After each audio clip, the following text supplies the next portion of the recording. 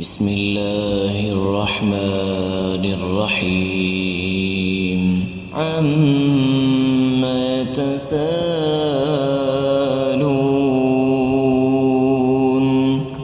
عن النبأ العظيم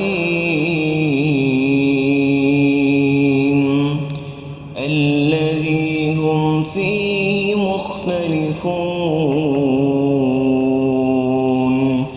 كلا سيعلمون ثم كلا سيعلمون